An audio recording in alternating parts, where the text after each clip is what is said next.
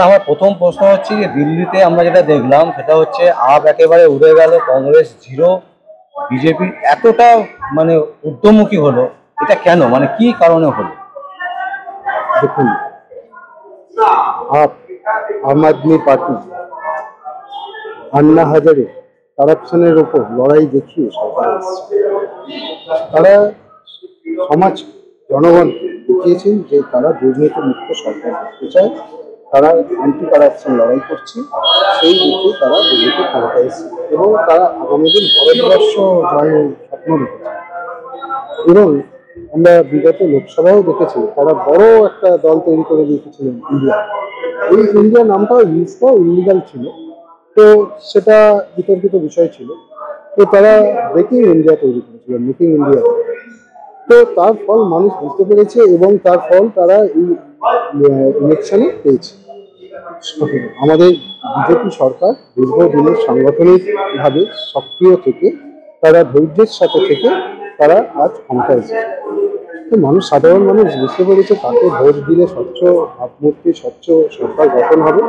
তো সেটা বুঝেই তারা সরকারে দিল্লিতে এনেছে এবং আগামী দিন আমাদের বাংলায় দিল্লি মতো বিজেপি ক্ষমতায় আসবে এই আগামী বিধানসভা ভোটে।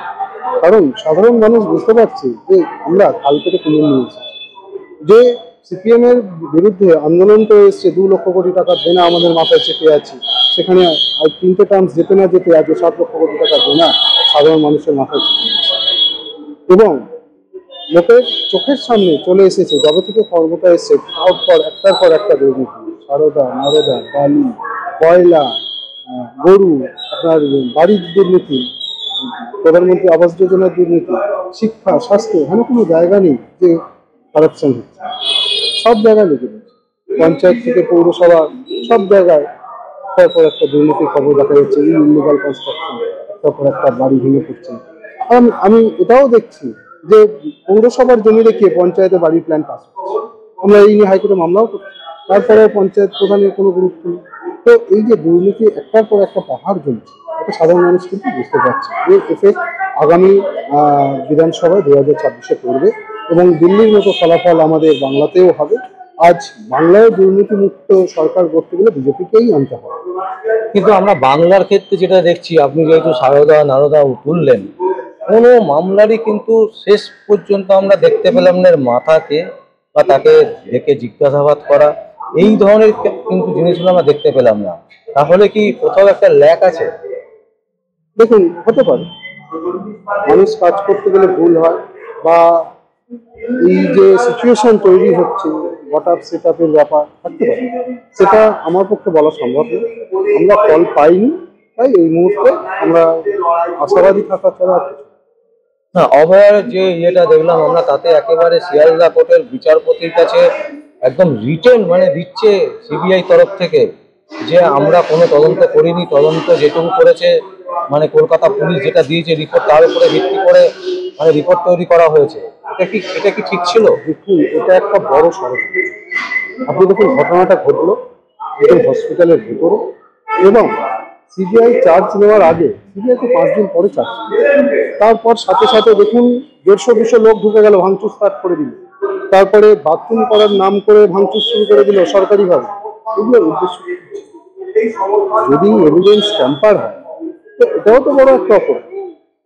এবং এই যে এভিডেন্স যদি নষ্ট করে ফেলে, তাহলে কিসের ভিত্তিতে সাজা দেওয়ার জায়গাটা তৈরি হয়? বা গোড়াটাকেই নষ্ট করে দিতে যাচ্ছে এভিডেন্স। তো এটা বড় অপরাধ করেছে মমতা ব্যানার্জি তার পুলিশ প্রশাসনকে এবং তার অ্যাডমিনিস্ট্রেটিভ পাওয়ারকে দিয়ে এবং তার দলের শক্তি। এটা অনেক বড় ক্যালকুলেশন করেছেন উনি, বড় ষড়যন্ত্র করেছেন এবং সাধারণ মানুষের সাথে অন্যায় করেছেন। বলছি, তাহলে 2026-এ কি আপনারা মনে করছেন যে আপনারা আসবেন? চেষ্টা করতে হবে, আমরা আশাবাদী থাকতে। কিন্তু আপনারা তো প্রেসিডেন্টই ঠিক করতে পারছেন না পশ্চিমবঙ্গে কে হবে। দেখুন, এটা সাংগঠনিক বিষয়, কারণ এর মধ্যে অনেক ক্যালকুলেশন থাকে, এটা একটা মাথার কাজ থাকে না, বিভিন্ন মাথা বিভিন্ন করে। এই বিষয়ে আমার মন্তব্য করার কিছু নেই। আজকে শুভেন্দু অধিকারী বলছেন যে জাগো হিন্দু জাগো, তাহলে কি উনি একটা শ্রেণীকে নিয়েই জিততে চাইছেন ভোটে? দেখুন, এখানে আমার যেটা মনে হয় হিন্দু মানে সকল সমাজকেই বলছি, কারণ আমরা হিন্দুস্তানে থাকি। হিন্দুস্তানে যারা থাকি প্রত্যেকেই আমরা হিন্দু বলে মনে করি। আমি মনে করি এই দেশে যেসব মুসলমানরা আছেন, পুরনো মুসলমান, তারাও আমাদের হিন্দুস্তানেরই হিন্দু। তারা আজকের এই যে ধর্মের ওপর ভিত্তি করে যে লড়াইটা বাংলাদেশে দিচ্ছেন, আজকের 28% থেকে 8% ঠেকিয়েছে সনাতনী মানুষদের। সেখানে মন্দির ভাঙা হয়েছে এবং সাধারণ মানুষকে, মানে হিন্দু মানুষকে যেভাবে অত্যাচার করছে এবং যারা সরকারি দপ্তরে আছে তাদেরকে কনভার্ট করার জন্য বাধ্য করছে। এবং আপনি দেখে থাকবেন প্রচুর মন্দির ভাঙছে, তারপর মূর্তি ভাঙছে।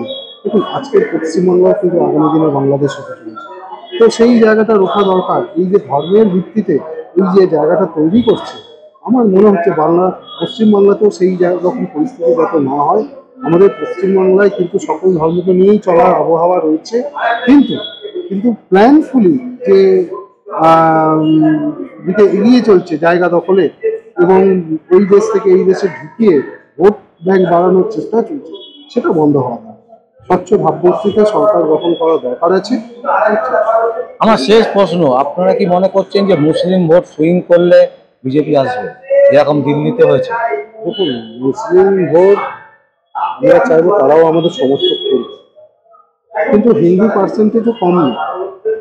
যত হিন্দু আছে তারা যদি একভাবে ভোট দেয় সে সংখ্যাও কম নয়। তবে মুসলিম সংখ্যাও বেড়েছে আগের থেকে অনেক পরিমাণে। সেটা বিভিন্ন কারণ আছে।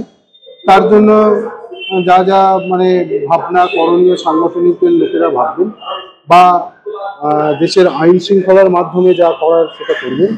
কারণ সব কিছুরই একটা নিয়ন্ত্রণ থাকা দরকার। তো কোনো কিছু অতিরিক্ত ভালো না।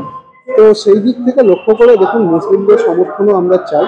আমরা মুসলিম বাদ দিয়ে দল করার কথা ভাবি না, বা রাজ্য ক্ষমতা আসার কথা ভাবি না, বা রাজনৈতিক পরিবেশ কোনো ধর্মকে বাদ দিয়েও ভাবি না।